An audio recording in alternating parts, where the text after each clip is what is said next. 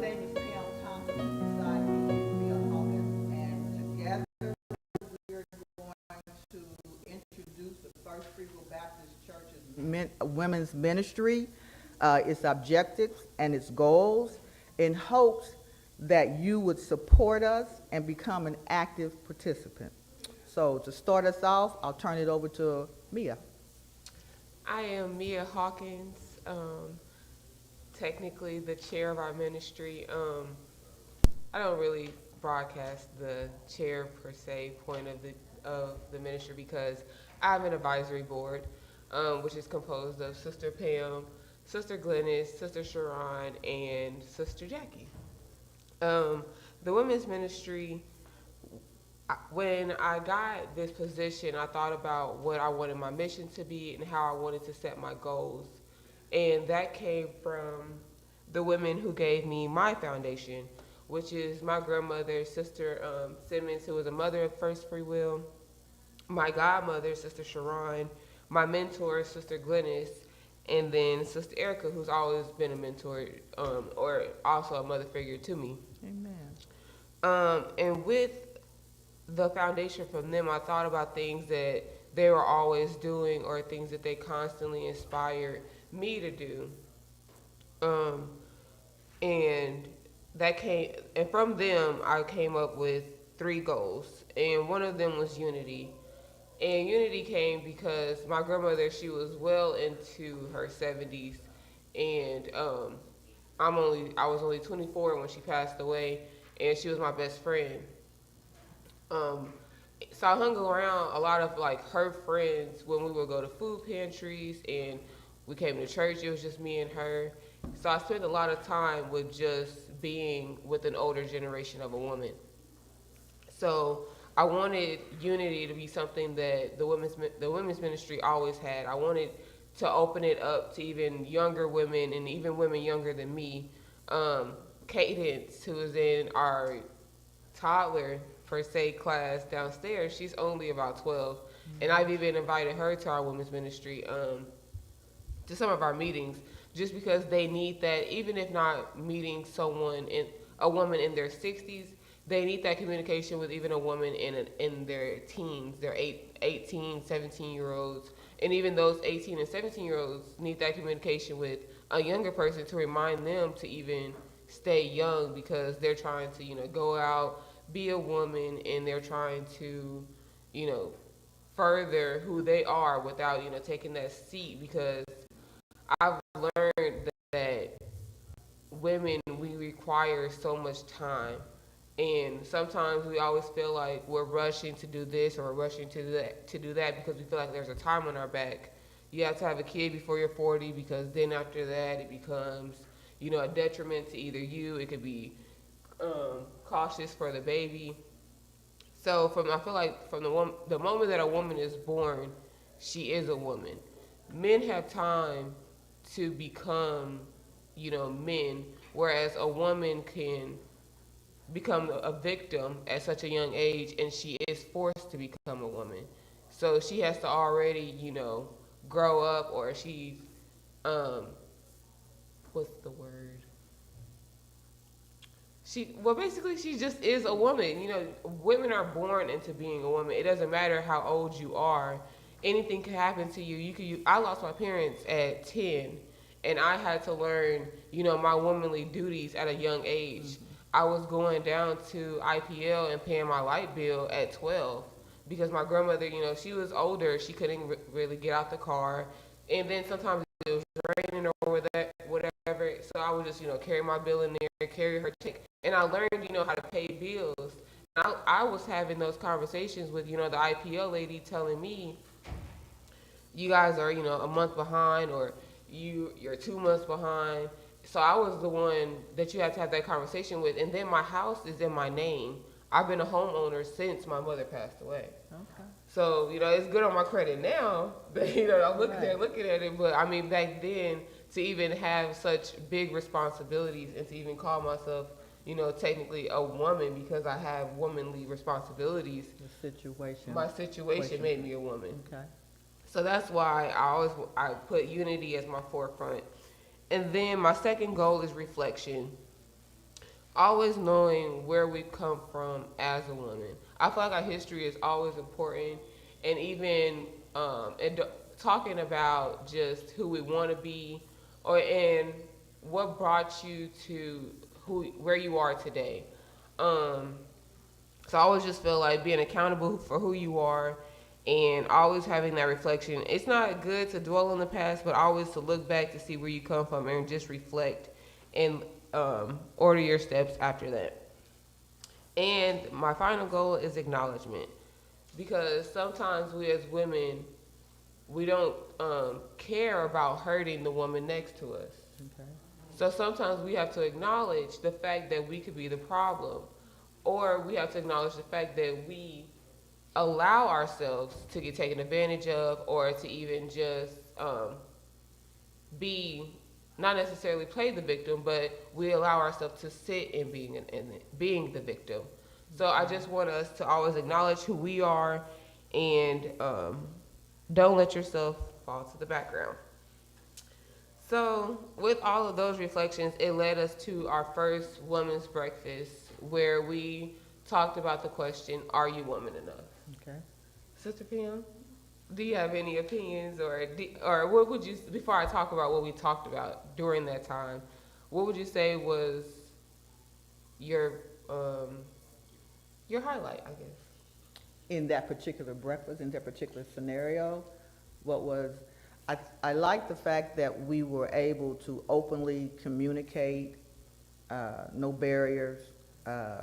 Questions was asked, were you woman enough, and were you woman enough in certain situations? And the responses that individuals gave, because sometimes you stop and think, am I? You know, am I woman enough? Am I woman enough to approach another female when we have disagreements? Or I'm just gonna be like, you know, look her up and down and she looks me up and down, which we have a tendency to do. Yeah. But to be woman enough to step forward and say, you know, we got an issue, understand we got an issue, let's work it out. Let's both be women and work it out. And those are some of the goals that we, the women's ministry, would like to see in this church, because if we can do it in this church, then we can take that out. And that was part of what she was saying, the three objectives: unity, reflection, and acknowledgement. So during that discussion, we asked a couple of questions.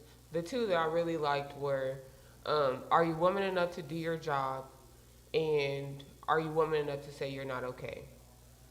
I chose those two questions mostly just because, well, okay, I'm going to add, the last question was, are you woman enough to stand for what you believe in? Mm-hmm. So then now you know the full, scope of everything that we talked about.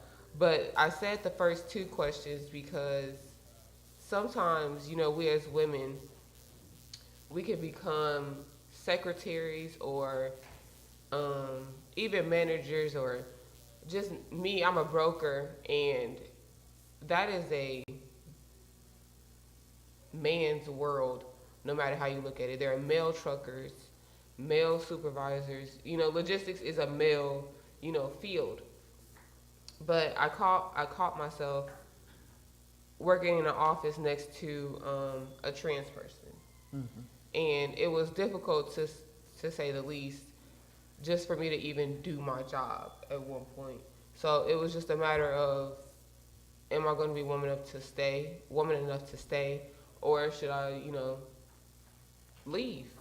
And I did pray about it. I prayed about it for a long time, and it just so happened that he ended up moving to Missouri. But I found out he was telling my boss that I was a problem to him.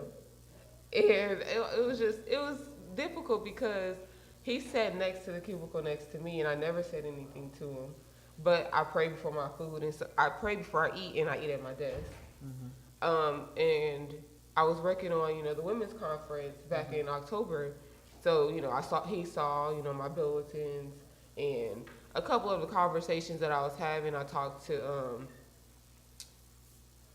Maxine Bryant, mm-hmm. a couple of times when I was at work, and we got into, prayer work, and it didn't bother anyone else in my office, but it bothered him.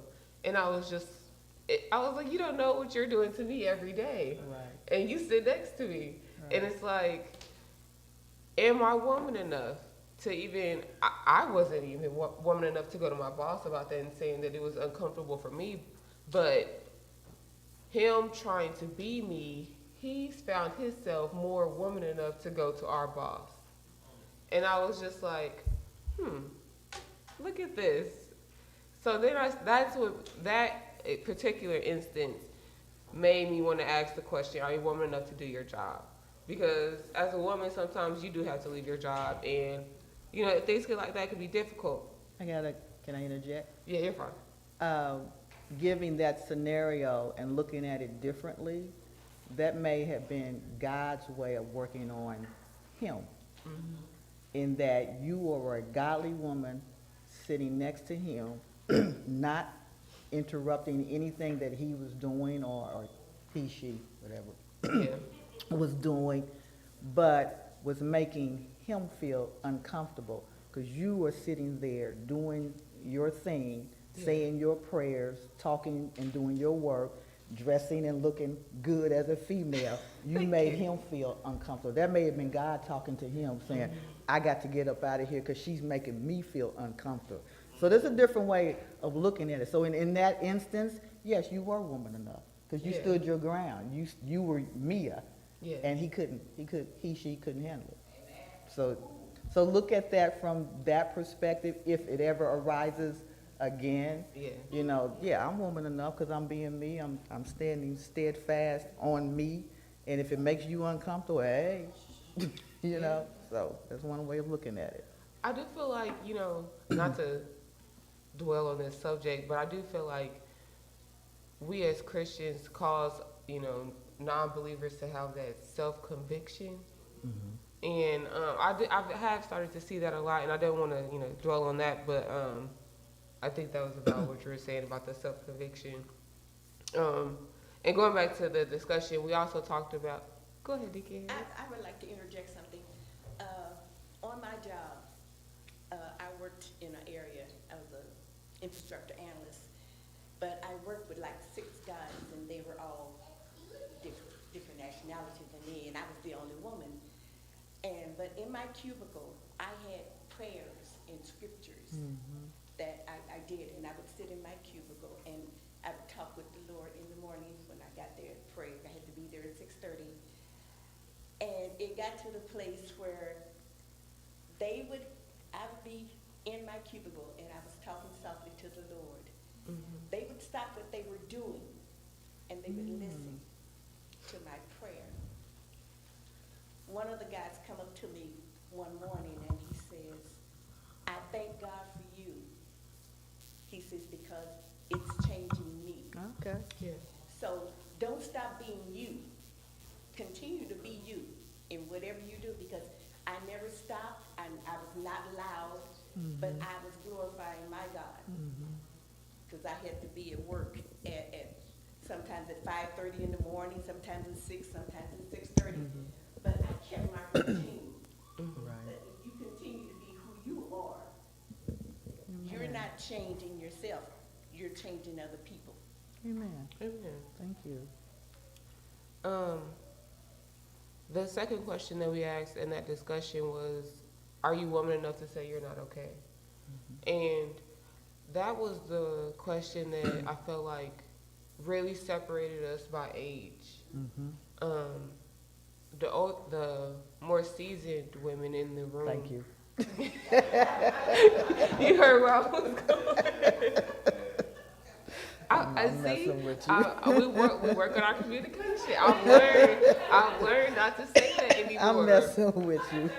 My grandmother was 70, and she did not mind me calling her that because she saw it as a grace thing. Yes, and I do. Yes, but I've learned to call, you know, seasoned, and I like that. It gives y'all a different look.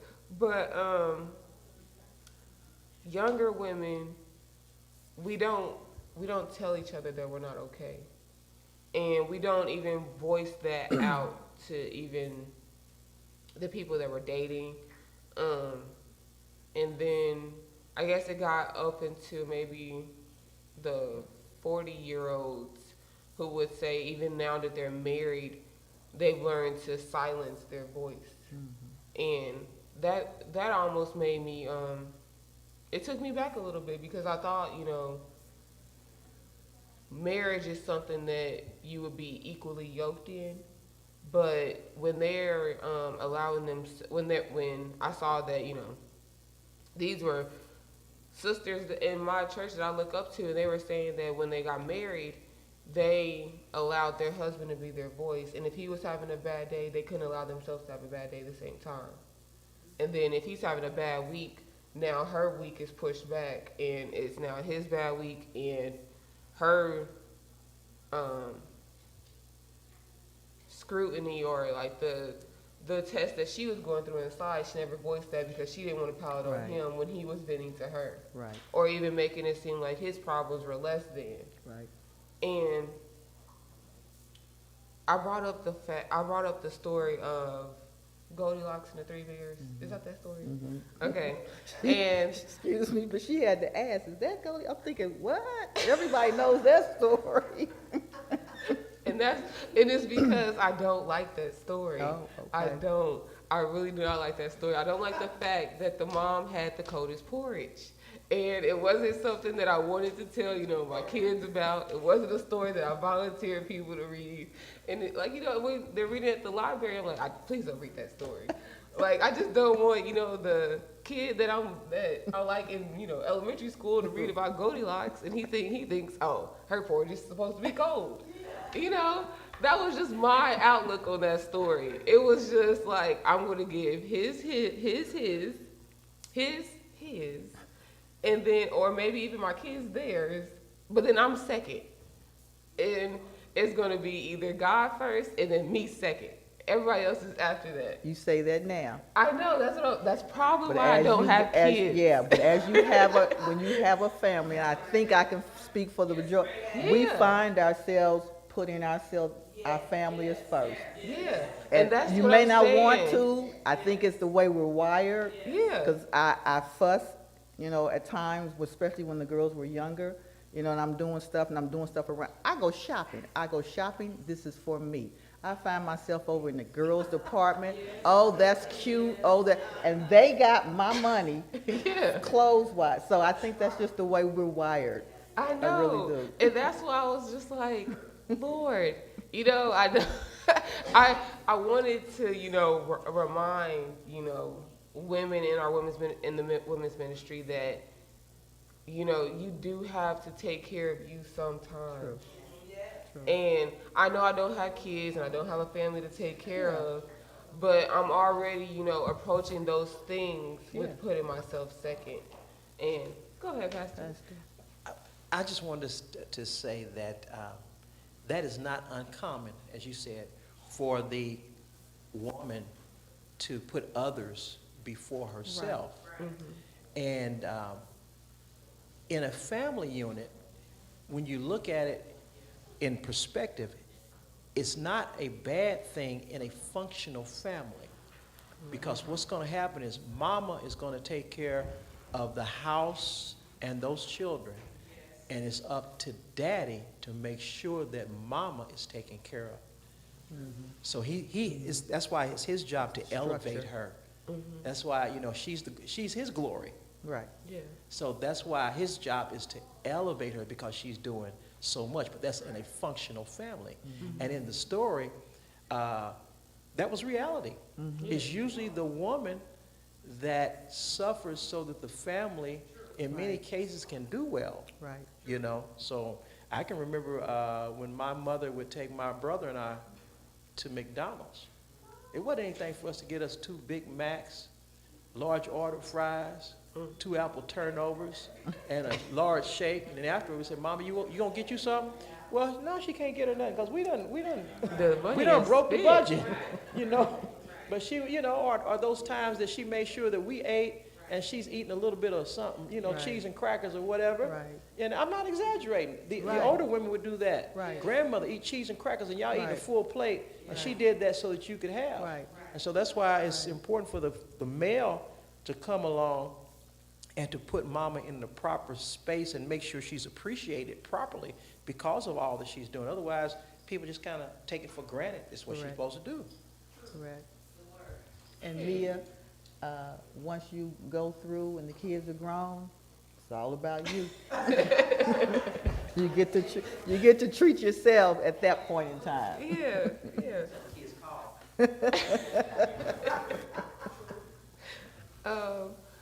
And then the final question, are you woman enough to stand for what you believe in?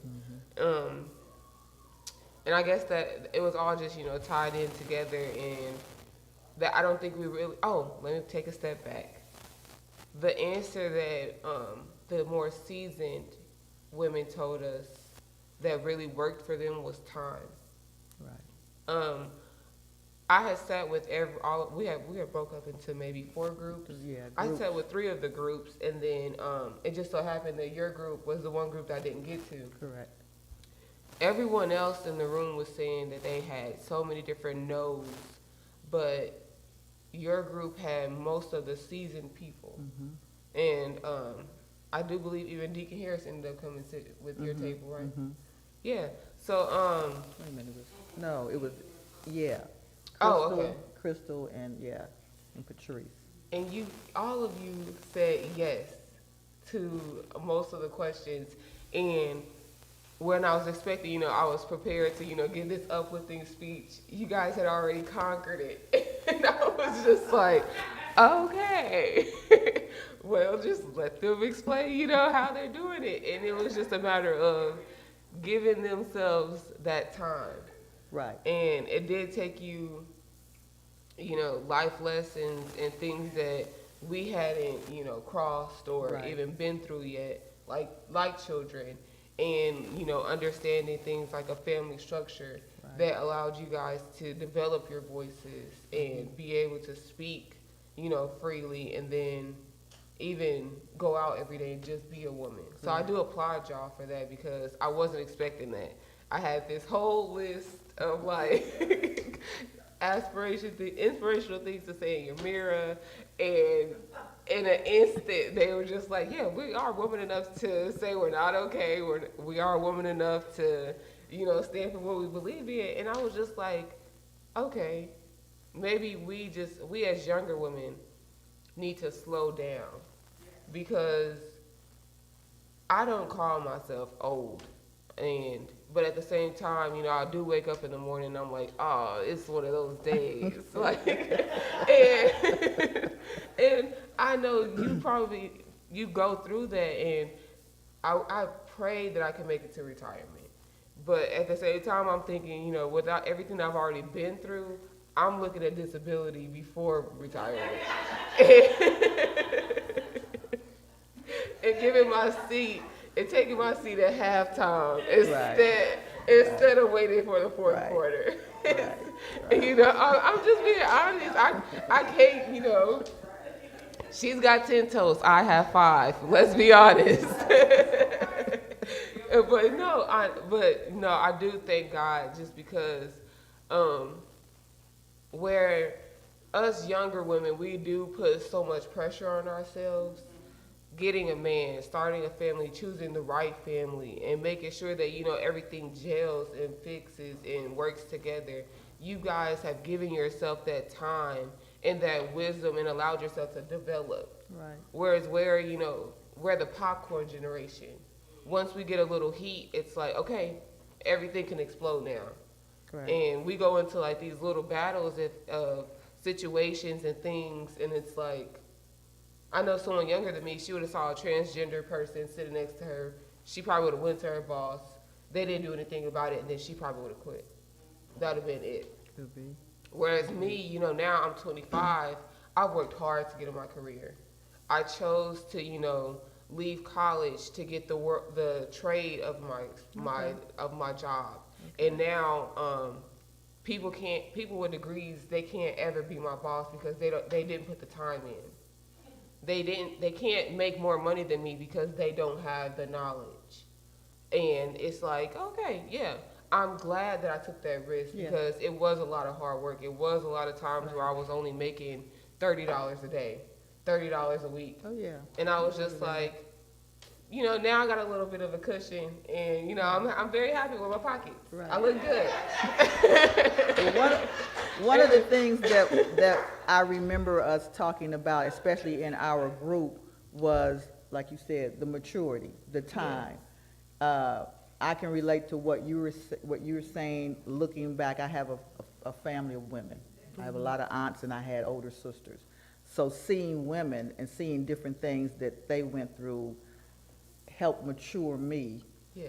You know, the do's and the don'ts. Don't try that, because that didn't work for so-and-so. But, you know, but you got to know your own self. And I think that that's something that we discussed in our meeting, in our group that we had was, you know, we were all different levels of maturity. I think Crystal might be the youngest, and then Patrice, and then it was myself. But there was different levels of maturity, but we all had matured in comparison to you and your generation. So you do learn a lot. Yeah. You know, you are faced with a lot. And so that's something that we were hoping that with this women's ministry, when you talked about unity, and you talked about unity between the younger and the old, that's something that we want to express and hopefully be able to interact with one another from a level where we're all here. For those who are coming up, those who are here can teach, mold, give suggestions, not necessarily tell you what to do, but just say from experience. I think that's how I picture women working together, and it's all going to be for the good. You know, as long as we can all be on one accord. So that was something that I think the whole session brought out. You know, were you woman enough? Can you stand up to this? In my younger days, as you guys heard me say several times, I would not have been here. Not sitting up in front of everybody talking and speaking. I could do a one-on-one, prefer to do a one-on-one. Yeah. But through time, through maturity, through trying to be obedient and do God's work, you know, here I am. Still experiencing things, still learning, still trying to mature in this mode, but I can help gear you. I can help direct you. And that's what we want the women's ministry to be about, as far as helping women at First Free Will and anybody that's willing to come outside of. You know, this is an open session, so to speak. So I think that our first women's breakfast was a good one in projecting that. Thank you. No, just kidding. But you know what, I came up at a time that you watch. I was a watcher. My mother was very quiet. My Get a little mother closer to the talked mic. a lot, but when she said something, everybody kind of jumped and moved. But what I learned from my mother was this, that I hear what you say, but I'm watching what you do. What you So I do. became a watcher. Okay. I didn't have a lot of girlfriends. I ran with the boys because I was a tomboy and everything. But what helped me was when I started working on my job, I only had a high school diploma. So God was working with me and for me. Okay. And what happened is that I worked with 6 guys that all had college degrees. But I was doing the same job that they were doing because I put it upon myself to learn it. Yeah.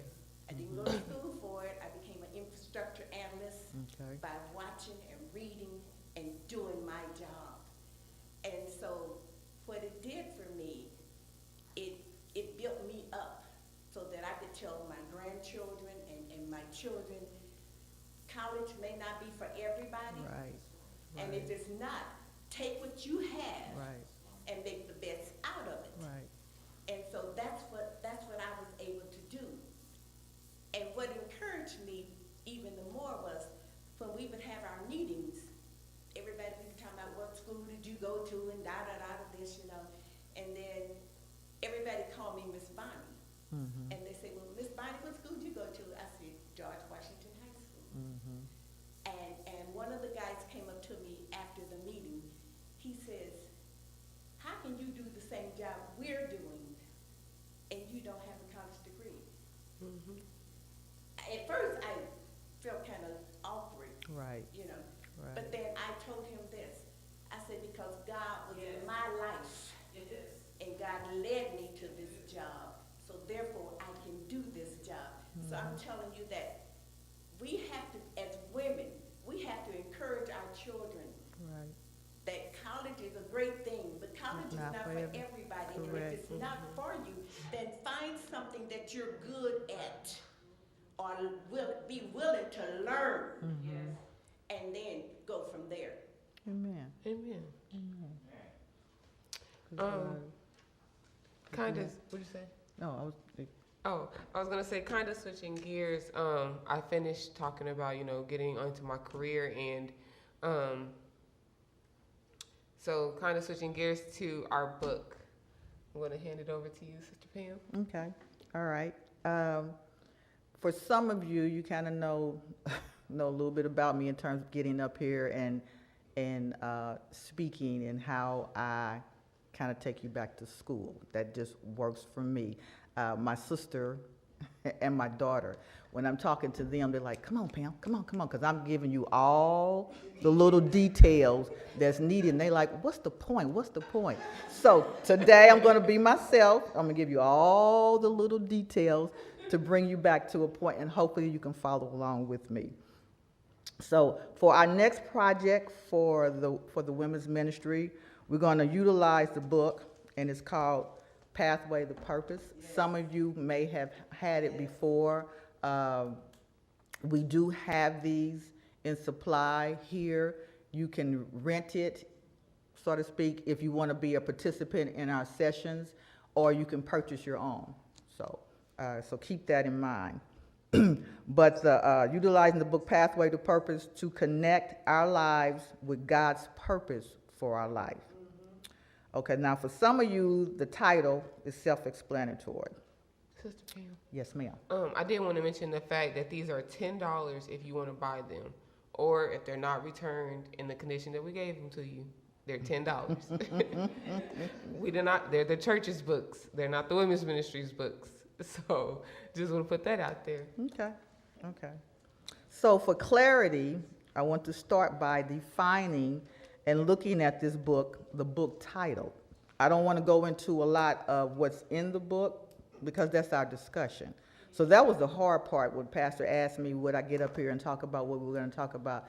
I said, well, I can tell you what I want to say in 10 minutes. You want me to spread it out over. So without getting into the book, because I want this to be our discussion, our women discussion. So I'm taking you around with some of the details to hopefully pick back up and you find out what I'm talking about. Okay, so Pathway to Purpose for Women. We're looking at I want to define the title to ensure that we're all on one accord. So first, let's look at the word pathway. Pathway, a way that constitutes or serves as a path. Okay, so let's look at path. Path is a course or direction in which a person or a thing is moving. It can be a course of action or a conduct. Okay. It can be a route, depends on how you pronounce the word, tomato, whatever. So it's a route. A method or a process leading to a specified result. So keep all of that in mind. A direction that leads us to a specified result. Okay, that's all under pathway. For purpose. Now, the word purpose can be used two ways. And I go back to school. It can be a noun or it can be a verb. So one definition is a reason for something is done or created or for which exists. Example, the purpose of this meeting is to talk about what's on the agenda. Okay, so that's one way we can look at it. Another definition, as a verb, go back to your elementary school, verb's action verb, have one's intention or an objective, a plan. So in the Bible, God allowed suffering. He purposed it. But he purposed it for it to lead to a specified result. And that's the way we want to look at this particular book, The Pathway to Purpose, as an action. We wanted to lead to a specified result. There was a book out written by Rick Warren, it was called Purpose Driven Life. And in that book, he poses questions. Why am I alive? What on earth am I here for? Does my life really matter? And for some of these questions, these questions may be easy to answer, but for others, they're hard and they have to contemplate that. So as I stated at the women's breakfast, that I was having problems or still trying to find out what my talent or my purpose for is that God has me to do. I've often heard that, God can speak to you through your dreams and stuff like that. But I kind of believe that for me, that God will reveal to me as I interact with others. So hopefully in our discussions, in our meeting with one another, that I find my purpose and you can find yours. And it's going to be different. Our purposes are going to be different. Our interaction with connecting to God is going to be different. So be mindful of that. God, I think, will lead us, and that he will lead me. I just got to be mindful. And he will lead me for the specified result that he's going to have for my life. So hopefully we can talk about that. And I'm going fast because I'm looking at the clock and I'm like, oh, we got plenty of time. I'm almost finished, Okay, so with that said, in our study of Pathway to Purpose for women, we will discuss things that we do on a daily, a weekly, occasionally, things we plan to do, our passions that we have, our sorrows, upsets, and downfalls, hopefully seeing God's purpose in all of these. So that's where our discussion will come into play. In the Pathway to Purpose book, as well as the Purpose-Driven Life, the author believes that there are 5 purposes for our lives. He talks about worship. They talk about fellowship, unselfish fellowship, to being a member in God's family. They talk about discipleship, your spiritual maturity, becoming like him, in your ministry, serving others, because as you serve others, you're, in a sense, serving God. And your evangelism, your mission. What is it that you're good at?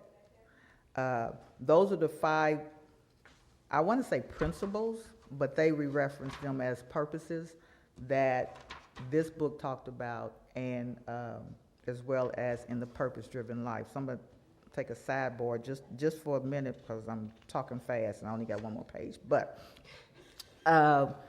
when I was looking at this Pathway to Purpose and reading about the author and some of the things that she talked about, and she talked about her church, and she referenced her church. Then when I was actually trying to prepare myself for this, I went and looked at Purpose-Driven Life.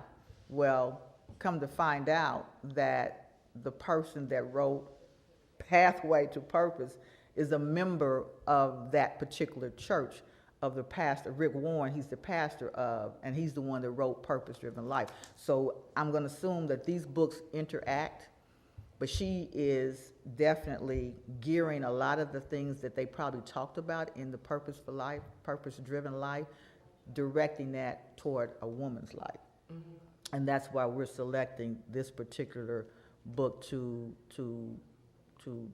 hinder or write on from a woman's perspective. Okay, again, the 5 things that we want to kind of make sure we have in our life: worship, fellowship, discipleship, ministry, and evangelism. And we want to look at those things from a Christian perspective. And our goal, as Mia presented, the unity, you can see I'm old, unity, Reflection and reflection, acknowledgement. and Acknowledgement. acknowledgement, okay. Is to have an in-depth discussion and guide that takes our ordinary realities, such as the deadlines that we may have on our jobs. If you're still young and have a family, changing diapers, you know, and stuff like that. Our to-do list, the laundry, to name a few. Looking at all these things that we as women do in our lives, but also being able to try to sync those things into God's plan for wherever they may intersect, if you can follow what I'm saying. So for her, because she's not traveled the same path that I have, our intersection will be different in terms of what she's done and where she's going to intersect with God's plan versus what I've done or where I'm at and how my life is going to intersect what God has for me. Mm-hmm. And that's what hopefully the discussion will bring out stepping stones for us to reach and reveal God's purpose for each and every one of us, because each and every one of us is going to be different. In the Bible, Ruth and Naomi were struck with tragedy. So tragedy is a reality in life. Yes. The loss of a husband and a son is what they had.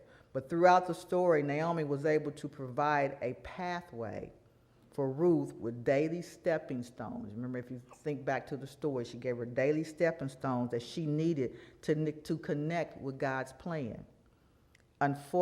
Ultimately, she ended up marrying Boaz. They ended up producing a son named Obed, who has a son named Jesse, who ended up being the father of King David. So there was a connection somewhere through that tragedy that ended up being God's specified result.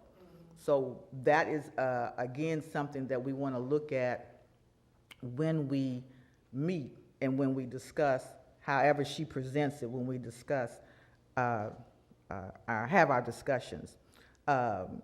In the book of Joshua, Rahab, a Canaanite woman, was a prostitute. She lived in a pagan culture and an environment that allowed everything that God hated. Her profession was viewed as the lowest of society. So, but yet, in God's plan for the Israelites, Rahab's faith connected to God's plan, which allowed her to have safety for herself and her family when the Israelites were attacked Jericho. So again, in the beginning, lowest profession, looked up on society as, you know, and I can imagine women looked at her and gave her a look up and down and went on, turned their nose up, went about their business. But because of her faith, that's what connected. That was the intersection that connected, and she ended up being in God's plan that she probably never saw. So for us as women, some of the things that we're going through, the headaches that we're going through, we don't see where that's going to connect down the road. It may be a connection just like that for some. It may be for others down the road, you know. So again, that's hopefully something that we can get into and discuss. One last example, God's plan using women was with Hannah, the mother of Samuel. She had pretty much given up on becoming a mother. Her woes and her sorrows mimic that of Sarah's, childless and distraught. And Hannah has a husband that had another wife. So you know how we can do it. So you can imagine what that other one was saying. You know, I got the man, I got the kids. What you got? Yeah. You know, which is going to bring her down because she's going to be depressed all the time. She's going to low self-esteem is going to build from all of that. But you can imagine, she's probably saying to herself, why am I here? What's my purpose? You know, but through her patience, through her prayerfulness, through her faith and through her meekness, she connected to God's plan and produced Samuel, who was a priest and one of the last judges. She didn't see that in the beginning, but it was in his plan. So there was an interconnection that came about. So come out, fellowship with us once a month. We didn't get into our time frame, but we're looking at trying to do this once a month so that we're not pressed, because I know everybody in here has got double duty with different things in the church. So if we can get out, I think we're looking at the third Saturday of the month. We had, at our women's breakfast, we had a survey. The option was we could do a Saturday or we could do it during this time frame after church. And the bulk of the individuals said Saturday. I think because we like to talk and get into stuff, and this time frame wasn't going to let us let our hair loose. Yeah. And we didn't want to miss Sunday school. Okay. So come out and fellowship with us once a month and discuss the pathway for purpose to women. Now, I want to say this. I don't want to say it being mean. I don't want it taken the wrong way. But I want to stress this. This is going to be a fellowship, and it is not intended for gossip. Amen. It's not intended for gossip. I'm glad there may be some personal encounters that will be expressed. There may be some witnessing. There may be some praying. There may even be some crying. But it is going to be a discussion that provides stepping stones to each one of us to reveal God's plan for our life. Amen? Amen. That's me. And you have any comments, any questions to reference? I think we got a lot, about 15 minutes time-wise? No? Okay, good. But are there any questions that anyone has? Again, I don't want to dive into the book itself too deep because that's what we want to discuss in our separate sessions. I did take you all the way around in talking about the book, but keep in mind that the definitions, pathway to purpose, is going to be a course of direction that we take that leads to a specified result. Mm-hmm. And hopefully that specified result will be the interacting of our lives with God's plan for our life. And hopefully that will be revealed to us. As I said, for me, I'm still trying to figure out, God, what is it that you have me to do? So hopefully those things can be revealed to each and every one of us on our own separate levels. I will add, the sooner you get the book, the more time you'll have. Yeah. Because we've had these books since we've been talking about it. We had them for a while, and we were looking at down the road, I think May was going to be our... the women's, the Mother's Day breakfast. Okay. Yeah. And we were trying to hopefully be finished, let that be our finale. But in doing so, that's crunching a lot of chapters in to get read. So, again, we have some books now. So if you're interested, I would suggest, if you're a fast reader, then it's no problem. For me, I'm not a reader. So it's got to hit me. As soon as I read it's got to hit me like, oh, okay. And I keep on going like that. Otherwise, I'm forcing myself. So if you're in that scenario with me, get the book now. Yeah. so you have time. Or if you got other things that you're doing in your life that doesn't give you a lot of reading time. So we just kind of want to stress that. And you can see myself, Mia, or Brenda. Brenda is actually the one that has access to the books. So, and funds can go to Mia or myself or Brenda. Yeah, and I have the list. I'm sorry, somebody's... It'll be the same time as like family enrichment and stuff. It'd be still in that time frame. And we do have to talk to you because we had all of those Sundays in March. But no, we're doing the third Saturday in March, the third Saturday in April, and then the Mother's Day breakfast will be that first Saturday in May. That'll be off campus too. So read up, because if you answer some of the questions right on Mother's Day, you'll be getting, you know, a nice little trinket, a nice little gift. So yeah. And if we happen to find ourselves not finished by that time frame, and if it's in the agreement of the bulk of the people, we can stretch it to that third Saturday in May.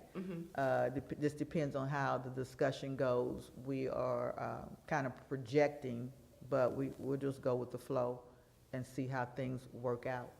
I will For say, that. I'm reading the Bible too this year, and that's 3 chapters a day. So this book is coming, you know, a little after that for me too. So that's why I'm on page 15 of this book. So yeah, I'm trying to keep up with all of my readings and everything. But yeah, if I'm not going to be the one to push the discussion further, I'll be just the first to say that.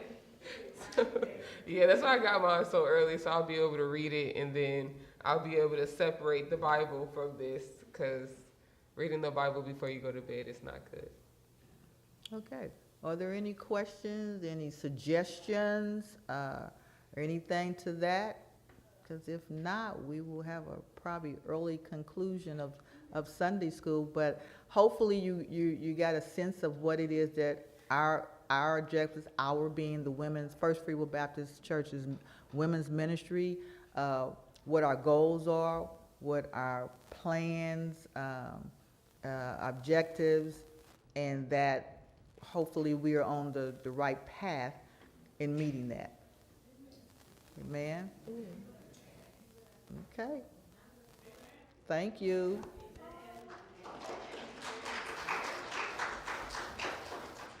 You're on the right path, you're on the pathway to purpose. That was pretty good for time. I try to help We only finished, I Yeah. think, 10 minutes early. reject me. I'm trying to help you. What'd you say? I said, most people reject me. I try to help them find their purpose, but they say, no, Oh, this is your Lord. purpose.